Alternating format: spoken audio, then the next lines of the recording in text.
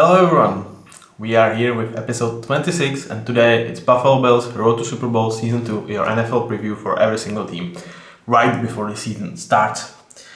And it seems like there are two things that are certain about the Bills. Well, somehow they will freeze Miami Dolphins' ass, whether it's like cooking them in their own home or sending them to Chiefs to freeze their asses there. But unfortunately, there is another thing that is kind of a certain, and that in their path is chief. There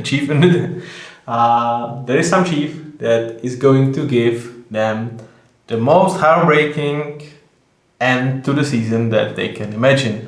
We all know for the second game, 13-second game, and last year it was just like Tyler Bass just missing an kind of easy field goal.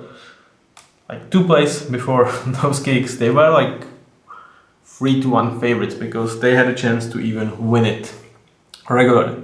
And like one, it's really heartbreaking for the whole fan base, for the whole Bills Mafia.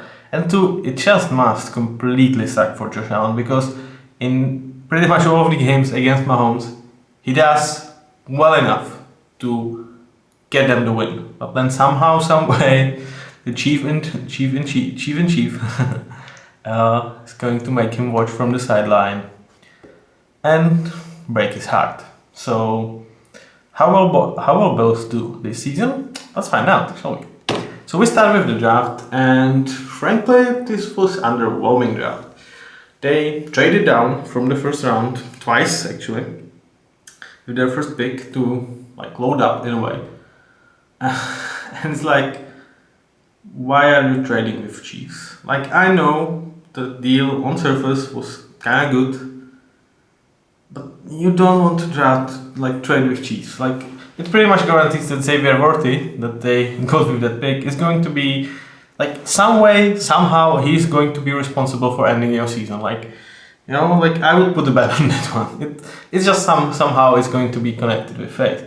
And like then they traded down again and ended up like selecting with the first pick for day 2, Keon Coleman. And I'm a bit underwhelmed. I feel like he's not necessarily what the room was missing here. Feels like he has similar skill set to other guys in that room that are quite good and kind of doesn't necessarily give them like that much variety. Like, he's not a bad player. This is not a bad like place for him to be picked up. But I just don't necessarily like the fit. I would prefer definitely Adonai Mitchell here. Then I went and go for Cole Bishop for safety. And it's like, you know me, I don't like reaching for safeties, but this is about as high as I'm comfortable picking Cole Bishop. And also, like, the need was just there. The need was absolutely freaking there, so I'm okay. I'm quite okay with this pick. But then we go to Devine Carter, and that's one I'm just like, it's just beyond me. Like, what are we doing here?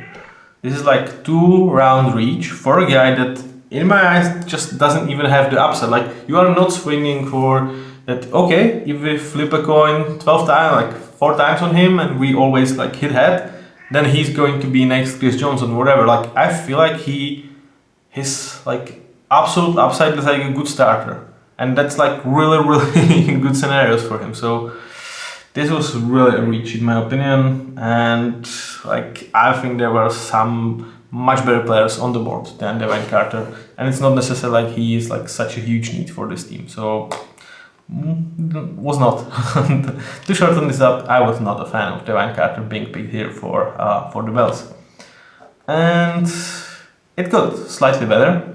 Ray Davis, I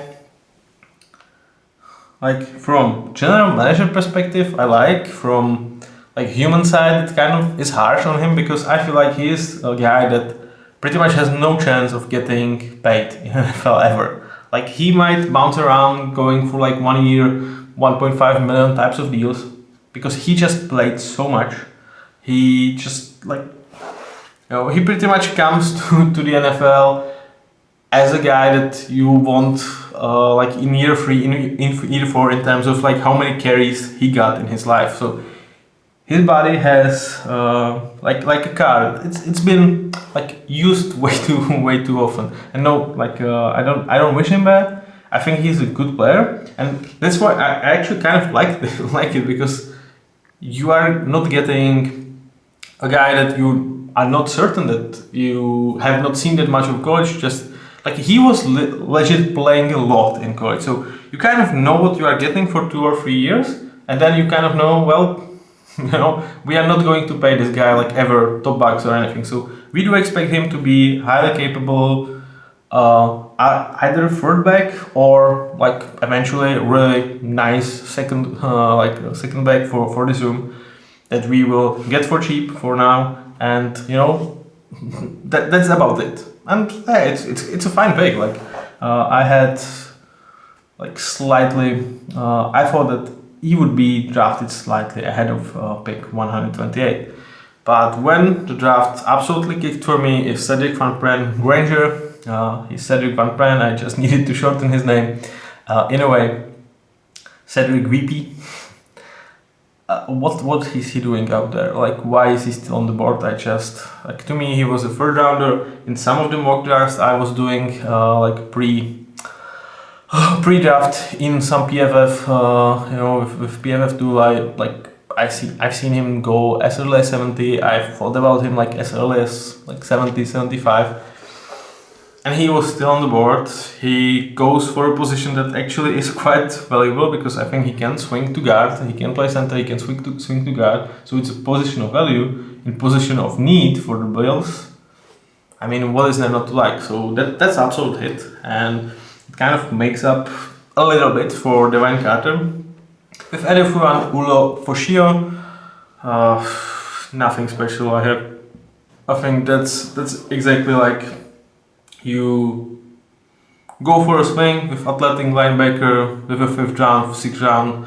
You probably stash him for a year or two on the practice squad or like that, and then you just hope that you will get some results from him. That's just how I think you should approach this position. So I'm fine with this process. With Jalen Solomon or Tylen Grable, I really have nothing to say. Before the same goes with Daquan Hardy and Travis Clayton as well.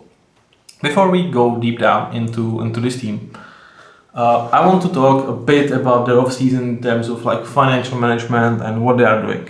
So while I will or I was praising like the other teams that have that elite guy, so Bengals with Joe, Ravens with Lamar, and Chiefs with Mahomes, I think all these teams are kind of really good in like constantly being in the picture, like constantly having that really good opportunity to win a Super Bowl while being able to stash some guys on the roster towards future use.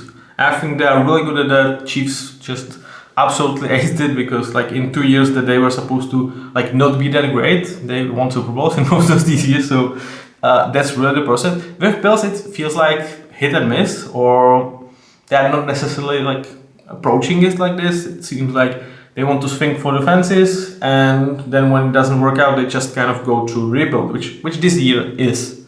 This is kind of a retool rebuild year. But still, when you have Josh Allen, like none of the years you are completely out of the picture, right? But they have over 63 million in dead money cap hit for this season. So like quarter of their roster is just not there. Like, imagine that. So that really straps you on how much you can really pour into the season. So I like that they've done it. I thought that was necessary because they were having aging pieces. They were expensive, quality, but you kind of didn't want it with them. So, when they are a year older, it probably is not going to happen, and you need to retool. So I like that process. But they are coming to this year fairly handicapped in terms of cap space.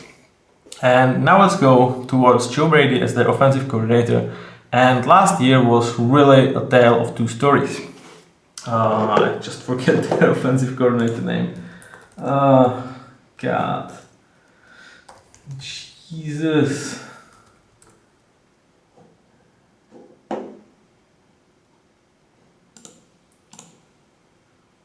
Joe Brady took over from who? Come on. Who did? Yeah, from Ken Dorsey. I'm sorry guys, I just forget his name. So with Ken Dorsey, the offense was struggling. And then Joe Brady, they fired Ken Dorsey, and within the organization they promoted Joe Brady. Just like that, the offense started to click. It was one of the biggest turnaround that we see in season towards what we presumed was going to be really good to special offense. Like the last time this happened was Callahan taking over, I think, of calling the shots for offense with Bengals and with Joe Burrow. It was 4 years ago, or the year after they went to Super Bowl, or 3 years ago. So really huge kudos to Joe Brady. So you might say, why is he B-? Well, we've seen him coach for half a year, actually being a coordinator, and before that a couple years ago he was the guy for the Panthers, and it just went really, really bad.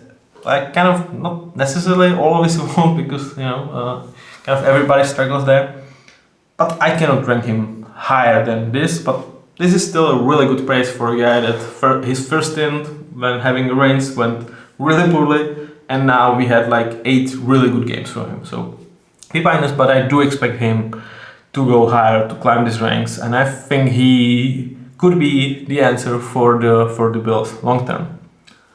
Perhaps even as a head coach, though we kind of know how that's going on. When you have really good young offensive coordinator and your head coach is also overseeing defense, it's very rarely that you can actually somehow promote your offensive coordinator towards a head coach. He most likely would be gone by that point, but that's not now and hopefully not in a year for the Bills. But what does Joe Brady has to work with? And I give them B for weaponry when I'm talking about the passing game and running game, not including the offensive line. And truth to be told, that just has only one guy responsible for that, Josh Allen. To me, there is one player that is better than Josh Allen, that's Patrick Mahomes, and that's it. I know I have 4 elite guys, but Josh Allen would be my number 2. I got into heated conversation with my friend Joseph about Josh Allen last year, and I was part of the, I would say, narrative about Josh, but I was lower on him early last season. And lower on him, I mean, I had him as my number 4. Still elite, but just number 4. And when the heated argument was primarily about is he better than Patrick Mahomes, and to that I was saying, hell no, Joseph, hell no, he's not better. Please just watch the film, watch anything. Patrick is better. But that's it. That's literally the one guy I'll pick over Josh Allen, whether I'm sleeping, in coma, drunk, whatever. Other than that, Josh Allen is freaking amazing. Everybody wants to point out his interceptions and stuff.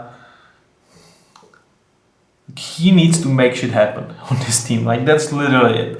And it's not like he doesn't have bad luck in terms of interception as well, because sometimes you are throwing ball to dangerous area, and whether it ends up in interception or not is just kind of not in your hand. 8 quarterbacks make the same throw, do the same read, and there is 70-40 chance that it ends up in interception. For Josh, it was more 90-10. So he was kind of unlucky with the situation, and that tends to be something that will swing to average over time. So don't look at that number and just see it as a huge number. Well, you can also see 51 touchdowns. Not all of them are obviously throwing touchdowns. But boy oh boy, this guy is absolutely special, and I think this is kind of his best year to actually win MVP, because as we go towards the rest of this roster, it's really nothing special. So if he can drag them into playoffs, maybe even winning this division, I think he's going to definitely be in that conversation and might finally win it. Behind him, it's Mitch Trubisky. At this point, what do you want to say about Mitch? As a backup, you are fine with that. You can stumble in him being good quarterback for a week if Josh goes down, but if he goes down for longer than a week or 2, you are in a huge trouble. Mitch is not the savior, he will probably never be, but as a backup, he does this job kind of reasonably well. Uh, then in terms of their offense, there is running back room consists of James Cook and a bunch of guys. And with James Cook, he was really impressive last year. More as a receiving back than a rushing back, though even as a rusher he was more than I expected him to be. So important starter in him is like he's closer to amazing starter as a receiving back. As a rusher he's more towards like just a good starter. But I do trust that he can like solidify his game, because what is a problem in kind of both phases are fumbles and are drops. So, and I mean you can see it in the picture, like he's holding the ball not in the cleanest and best way. So there's no wonder that more often than not it gets punched from his grip. But when you have Josh Allen, just as when you have Lamar Jackson, and you have talent, you have jukes like James has, you should be absolutely able to exploit every little bit of advantage that those QBs just give you, because they need to be accounted for by the defense. So I think James Cook is really the guy that should do it. But if you don't have a Josh Allen here, this is more of like medium to slightly below average running game. Also because like there's pretty much not anything behind Ray Davis and Ty Johnson are like competent backups. You are very okay with them if they are your three, but one of them needs to be two. As of right now, it's Ray Davis. But that you come to my like draft take on him. I think he's just going to be solid. Like you know what you are getting, and he could be like decent starter week 3, week 4, because like there is really good floor on him. I think there is not an upside in my opinion, but a good floor, which is kind of what you need to draft here. So really, this running game is like good to important runner in James Cook and exceptional help from Josh Allen. Now let's take a look at their wide receivers, and obviously they've lost Stephon Diggs. They made a conscious decision. We are not going to put up with Stephon Diggs. We will eat the dead cap hit on him, that's severe, and we will ship him off. And truth to be told, I was not shocked by this move. They actually got something back. And they were like, okay, because this kind of to me set in motion the rest of the summer for them in terms of, or like spring, in terms of, yeah, this is our retooling year. Like we already have like almost 32 millions in that cap hit from Stephon Diggs. We are losing this guy, so yeah, let's retool the season. But come back to what this room is without Stephon Diggs, and it's not much, truth to be told. Like Khalil Shakir is good. He could become like important. I don't necessarily see more in him. Like I think he's going to be a good number 2 option, but not the one. Curtis Samuel is kind of what he is. Like some might say that he's a good starter. I don't see that in his game. I think he's just decent, and he's probably our second best wide receiver here, which is kind of a problem. Keon Coleman, I think he will have a chance to play pretty much from day one. I think he's listed as a starter. Yeah, he's listed as a starter. Yeah, this is not a good room. let's face it. Like in terms of strictly wide receivers, this is one of the poorest room in the league, with not necessarily that much of an upside. Like yeah, you could end up with Khalil Shakir being important starter and Keon Coleman being good starter and Curtis, let's say, being a good starter. So it can end up like average in terms of wide receivers, but that's pretty much it. So really not a great room, and you know, Josh, elevate us. That's kind of thinking. The rest of the room, MVS, Chase Claypool, Mike Hollins, like they need MVS because he's kind of the only guy that can really separate deep. Other of the guys that are more in terms of like intermediate and short game.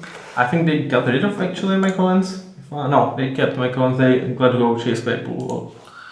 Chase, I mean, he entered the league and he seemed like next great guy, and since then he just, I don't know if it just doesn't get it, cannot focus on the field. It's just, it feels like a Pittsburgh wide receiver, you know. It's always some problems, and when you cannot match what you cause off the field on the field, well, then your career is going to be pretty short.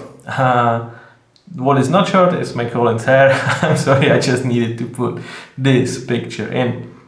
Overall, like bunch of wide receivers.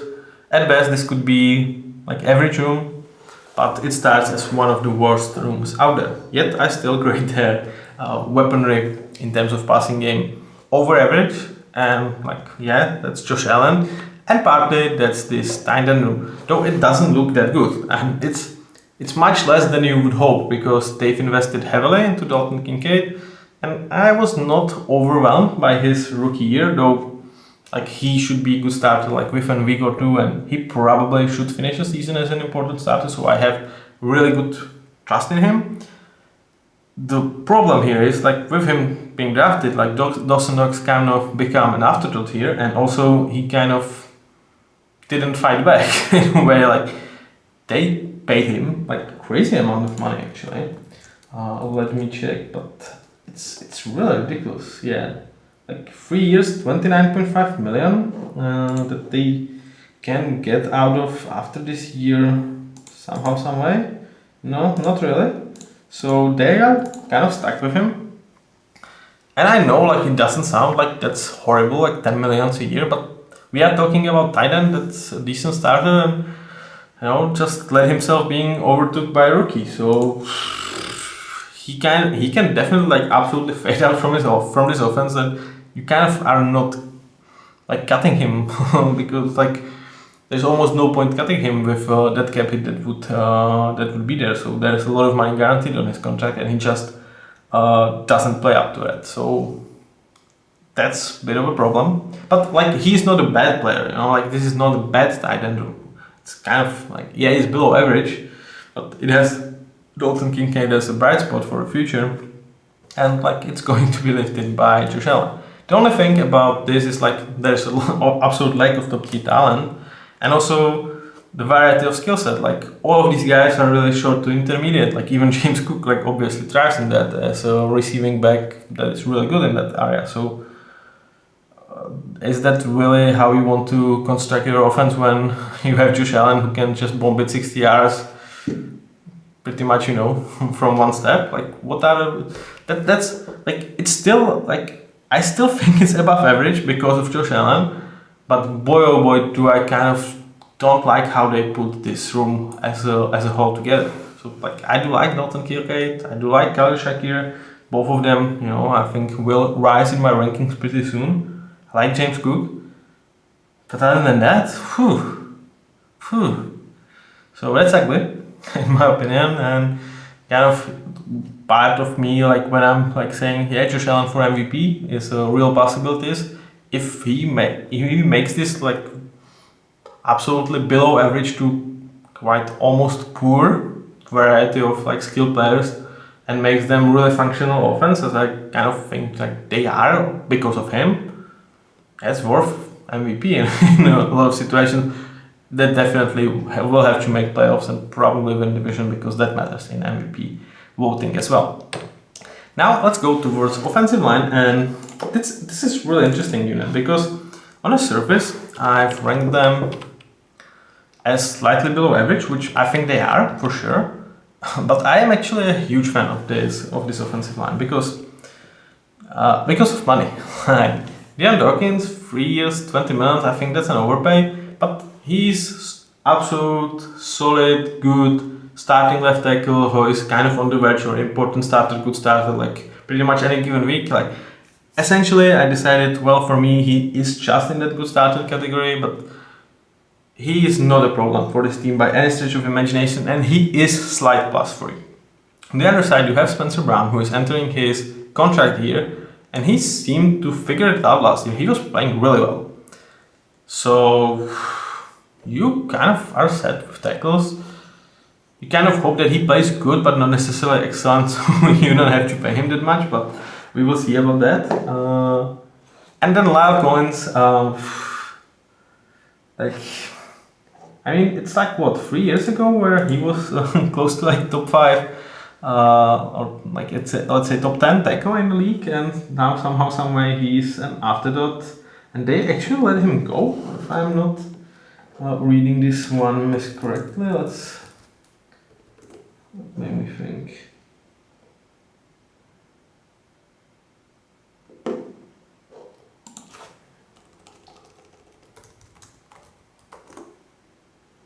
Yeah, they let him go. So they are absolutely not deep in this position, because like the next guy is Ryan van der Mark, and they also like listed him as a guard, so they tried him in a different position than he necessarily like played, and they let him go. So it's such a drop from his fame that it's crazy. Like, I thought he was really nice steal last year for Bengals. He just didn't do anything there. Now he's out there on the streets in a way. It's really weird, and it's kind of sad. Like, I was I was fan of his game, so it could be end for him. Like, I'm not sure how much motivation he will have to like keep his body in shape, because like if you cannot make it towards like depleted roster that it's in a retool and they've like paid you almost nothing, then where are you going? So we might say goodbye to our Coens. That's it. So in terms of the tackle depth, Ryan van der Mark, yeah, you don't want that. So cross fingers, Deion Dawkins and Spencer Brown will stay healthy like they did last season. In terms of interior, you have David Edwards as your left guard and Osiris Torrance as your right guard. David Edwards is like an interesting story. He was really good a couple of years ago, and since then he had injury, he kind of barely played. But when he played, he actually looked really good. So he's a player that, you know, we might see at the end of the season and like, how is he paid like, you know, 2 years, 6 million, something like that. So this could be an absolute steal. And I think like, even as of right now, this is an excellent contract. Like, I will confirm on that, but I think that's one of the smartest contracts out there, because I do understand that it might be something we did with him, but like every time you see him on the field, he looked really good in the last 4 years. Like, the problem is you didn't see him that much. So now he has the chance, and in terms of like retool year, that's definitely a guy I want to bet on, because if I'm right, and I believe they could be right, then he's there for next year for 3 million in a year when you actually are going again, I think, for a Super Bowl, which not necessarily is the goal for this year. Like, you would be happy to do it, but you know, with 63 million in that cap hit, that's really freaking hard to do. On the right side, Osiris Torrance, as a rookie, he put up solid numbers, he stayed healthy, he definitely gained some game experience, so you can only imagine that he's going to climb higher and higher. Hopefully he will end up season as a good starter for me. Most likely scenario is probably just a decent starter, and during his rookie contract he will develop into a good starter. He just feels like a hit in a way that, like, it's not you hit the lottery, but you kind of won like 1.5 of your initial deposit. So that's how he feels after year one. And then they swing Connor McGovern for a center, with Cedric Van Pran being kind of backup for pretty much every position in over interior. And Connor McGovern, another guy that they kind of did with him what they like last season, what they've done with David Edwards this season, because last year they signed him to 3 years, 22.5 million, which, like, at that point seems like that's cool amount of money for a backup, but he's more than that. Like, he is a decent starter. He has definitely ability to be a good starter as a center. Like, I just need to see him as a center for next couple of games to promote him in a way. Like, I think that's going to happen. And for that money, boy oh boy, you kind of hit the goal. And that's where this offensive line is really not deep. Like, there's pretty much Cedric Van Pran that I'm okay-ish, because he has that potential, he has that really good upside in my opinion. I'm okay with him. Like, if anyone from that interior goes down and Cedric Van Pran goes over him, it's like you are not losing that much. It's partially because those guys are not excellent. But what I like about this group is, like, they are freaking cheap for kind of how good they are. So in terms of value, this is actually a really nice room, and I would put them as a top 10 offensive line in terms of value. So that's my take on this offense. It's pretty much Josh Allen, and yeah, everything is on you. Joe Brady, Josh Allen, and you hope Khalil Shakir, James Cook, this O-line, that they will take a step towards the right direction under the leadership of Josh Allen, and they will look like a good offense. But this is the story of Bills offense, and they are still considered really good team. Like some have them in their power rankings like top 6, top 7, which is like way too freaking high for me. It probably means that they have really good defense, right? Well, no. I mean, it's like middle of the road defense, and we need to talk about Sean McDermott. Yeah, and I know this is a conversation that a lot of Bills fans are having either on Reddit, on forums, on Facebook, whatever. Is it time to let go Sean McDermott?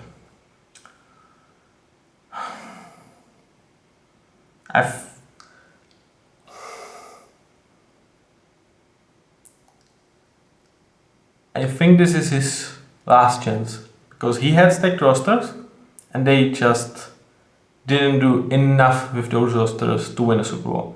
And when I was saying that Josh absolutely, I think, hold up his end of the bargain, I felt in most games when it mattered, like Sean McDermott's defense, despite the high-end talent that was there, just didn't really hold up as good as you would want. So now, like, yeah, we can obviously reverse to 13-second game. Like, how do you allow that to happen when you are a head coach that oversees defense that has real talent? Like, that should not be possible. And second thing is, I just don't think he's special defensive coordinator. Like, he is really good. I mean, B+ might be even lower on him. But I feel like his potential is kind of maxed out here. And eventually you either have to be in like that Mike Tomlin, Robert Saleh, DeMeco Ryans, like this tier of defensive minds, or you just need to be just the defensive coordinator, not the head coach, because your offensive guys will always leave eventually, like Brian Dable did. Like I think Joe Brady is going to do it in either two, and you will be stuck looking for another guy, and unless you are an elite, you just are holding this team back, in my opinion. So he's a great guy. He put this organization in line. He put this team together. Like, I have no bad words about Sean McDermott as a person, as a leader, as anything. It's just, if you want to swing for Super Bowls, and you should definitely want to do that when you have Josh Allen, I think Sean McDermott is holding you back a little bit. 20%. That's what makes difference sometimes. So why I still say that this is kind of a year that I think it's put up or shut up for Sean McDermott. It's, well, now you don't necessarily have great personnel.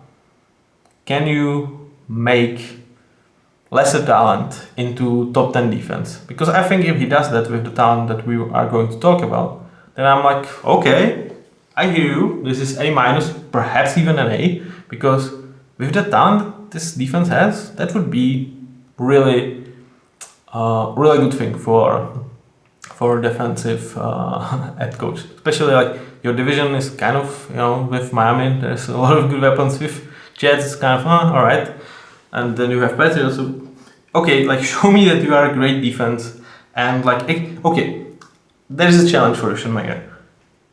Be a top 10 defense when we put out the 2 Patriots game. Like, those won't count.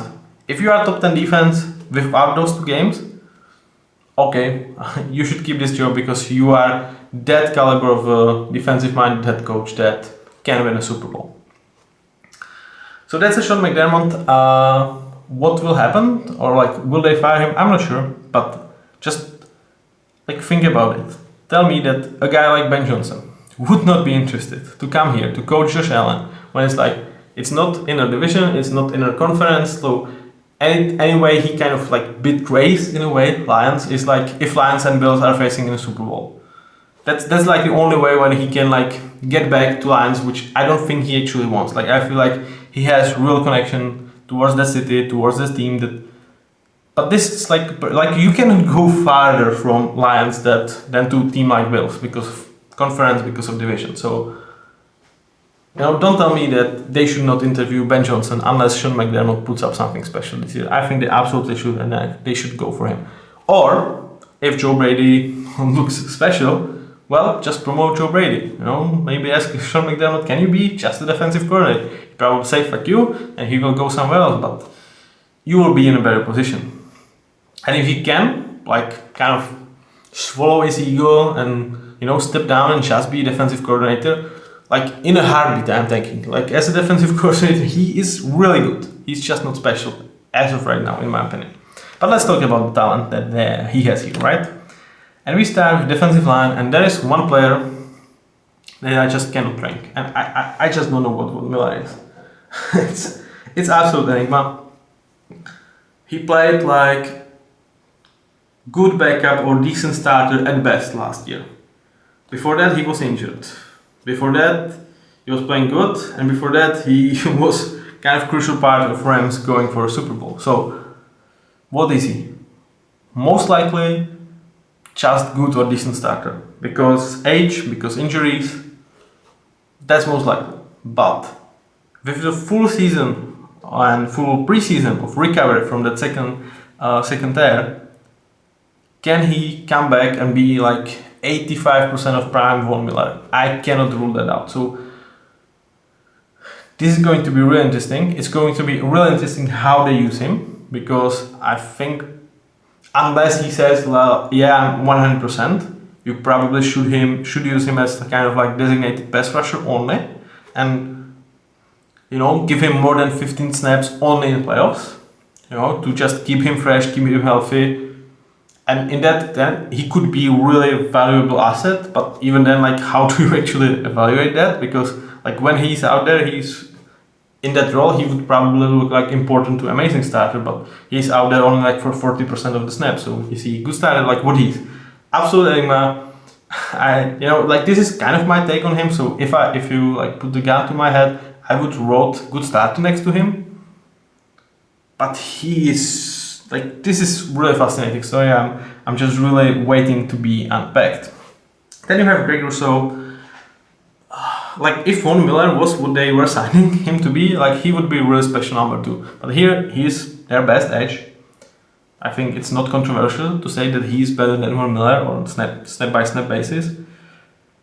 He's really good run defender, which is kind of like, yeah, you like to see that, but you want pass rush, and in that, like he leaves something to be desired. So strictly as a pass rusher, like he would really be balancing between like good or important starter. As a run defender, he definitely like swings that to be important starter.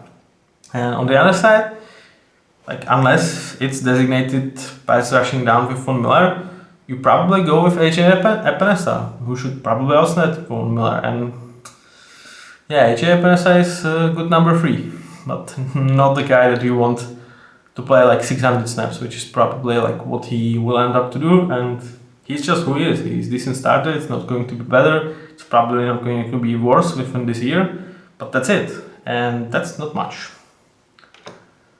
Then you go towards interior. And this is like much more like a fun group because you actually have 2 nice pieces with Ed Oliver and Daquan Jones. But you have to put but unfortunately for Daquan Jones, and that's injuries. Like the guy, when he's out there, he is really good. Like he definitely is borderline important starter. But he's not out there very much, unfortunately. With Ed Oliver, like that run defense last year like makes me worried a bit. It's just like give me 2 weeks of really steady performance and you will be important starter. Really a piece that you cannot be unhappy about. He's the best pass rusher in this team, so that's a bit worrying to be told. But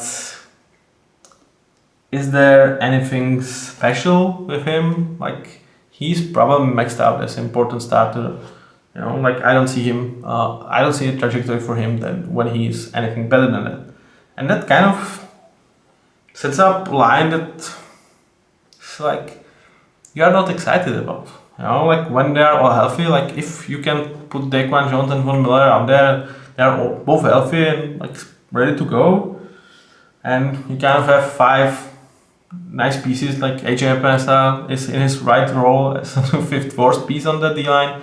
You don't have necessarily like a huge upside guys, but you have some really nice players, so you can live with that type of D line. But you don't know what Miller is going to be. You don't know how long Daquan Jones will hold. And in terms of backups, that is just not that much. Like Devon Smoot, Austin Johnson, Devin Carter that I didn't really like as a prospect from this year's draft. So yeah, this D line is really nothing to write home about. It gets better, and that's where ultimately they end up being like middle of the road for the line and linebackers, because you have a linebacker room that makes a difference, and or at least you have one guy that makes a difference, and that's Matt Milano. Oh, like after Josh Allen, this is probably my second favorite player on this roster. He just plays hard, he plays smart, he's really good player. Like he suffered like season-ending injury like early in the season, but there is by no account, from what I've heard, from what I've read, any sign that he should be slowing down. He apparently absolutely enjoyed the camp, and like is he top 7 linebacker in the league? I think he's somewhere in that category. Absolutely fun guy to see play, and really an asset towards this linebacker room. And then you have ascending Terrell Bernard, who like is actually quite a good number 2 linebacker. Though, like you know, like we are comparing linebackers rooms that are, I think, arguably the worst rooms in the league in terms of like overall talent in my grades. But he's a really nice piece, and I think there is potentially important starter in in his future. And quite early in the season, I think he can earn a good starter. So this is actually an asset towards this defense. Probably perhaps like with the cornerback room that I'm higher on than I would say average guys are. This is definitely a huge asset for this defense.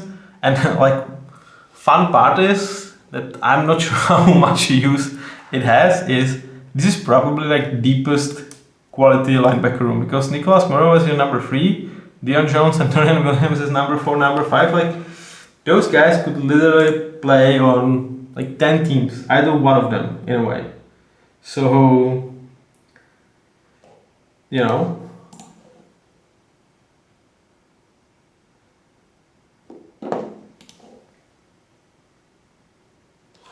they are really deep. I'm looking, they did not keep Deion Jones, so yeah, they decided, well, we probably don't need to be 5 deep with our linebackers. Also, Matt Milano is on injured reserve, but he should be getting back pretty soon. It's just a torn bicep, something like that. It should not slow him down necessarily.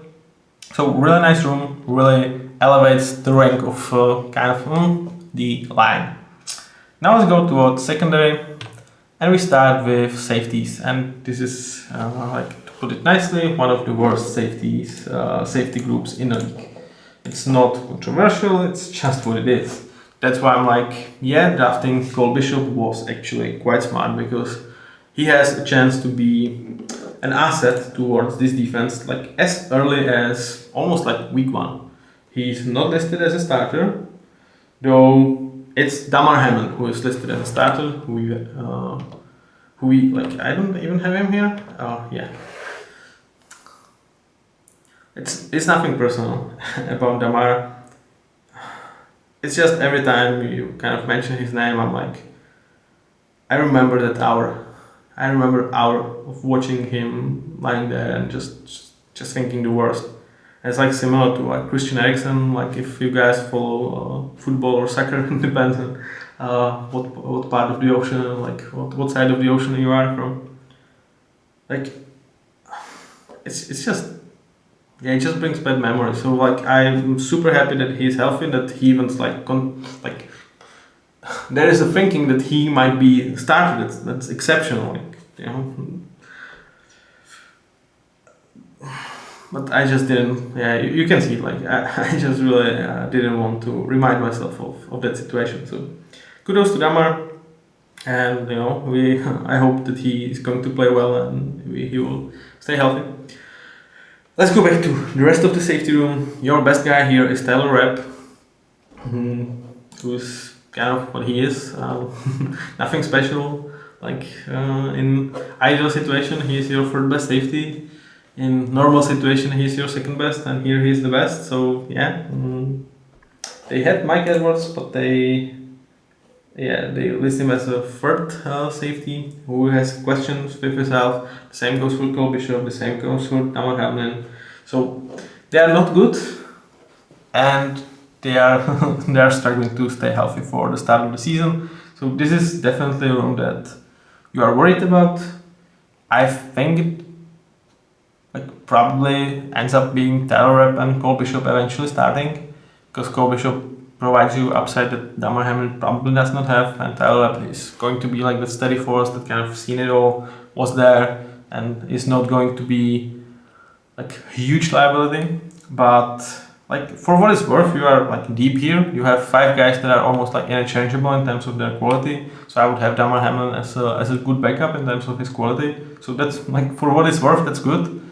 But other than that, there is just no like positive player in terms of like he brings impact. I think like every guy here is like negative towards, you know, on average he's just like none of these guys are even average in terms of their quality. But now let's think towards cornerback room. We start our conversation with Kyle Elam, or we start with the starting 3. Let's start with starting 3, and I ranked this group actually quite high, yeah, as a B, and the reason for it is there's just no weak link, and I really like all of these guys. Like, yeah, kind of they're best guys, they're slot, so that's a bit of an issue, but for kind of all of these guys, and I'm not saying this just to justify my B grade, it's like all of them is just waiting to happen for me to tear up. Like, give me 2 weeks and I do expect 2 of these guys to be in a better grade category. So for all of them, I was kind of like, I really like them. I really do like every single one of them. I think has a really good role, really good place for this defense. And I was like, yeah, but when it's more of a feeling that I just like, it's something I feel watching the game, not necessarily like, but that graph is out there. Like I was like, okay, let's just turn it up a notch. Like when I can make a decision, yeah, let's go for the worst grade. But I think I cannot hold myself much longer. And as an overall group, I really did give him a really good rank, because I think this is really complete cornerback trio. That, you know, it's not elite. They don't have the number 1 guy that you are excited about. So that's one block on this. But if your Russell Douglas is your best outside corner, you are not losing that much of a sleep when it's like, you know, because on the other side you have Christian Benford and you are super happy with that, like as your number 2.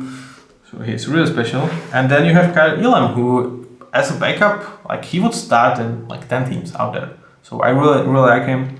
So you have that, you have quality starters that on surface might not look like a B group, but with the depth and with like really just a better grade awaiting to happen, they definitely are an asset of this team. And I think the best asset that they have on defensive side of the ball, beside Matt Milano and besides Sean McDermott, like he is an asset. Like I'm not going to be asked about it. Like he is an asset, but you would just hope that he would be more than that, given that he's head coach that, you know, because of whom you like couldn't promote internally like Brian Abel, and you might lose Joe Brady in like a year or 2 because, you know, they want to be head coaches eventually.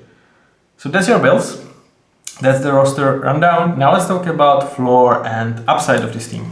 And quite frankly, I think floor is actually 8 wins. I just don't see Josh Allen not flirting with that number, especially when you have Patriots in your division. So, like 8 wins, I think is an absolute floor for this team, though I don't think it's a particularly good team. So, with that being said, I kind of feel like their upside is 11 wins, and I think 11 wins should put Josh Allen into absolute MVP conversation. Because like for 90% of the outcomes, that 11 wins come because of Josh Allen most of the time. So I think it's 8 to 11. It's like my reasonable expectation for this team. I don't think they are Super Bowl contenders this season, though with Josh you can never rule it out, but I don't think necessarily they think about themselves as that. I think it's a year when you want to figure out if you want to continue with Sean McDermott. It's the year where you want to know what Joe Brady is with like full reign of this offense. And you kind of want to look at some pieces that you've signed for cheap and obviously some development with guys like James Cook and Khalil Shakir. So I don't think they are Super Bowl contenders this year. I would be truly surprised if they won a Super Bowl. Though, like again, with Josh Allen, you cannot never rule it out.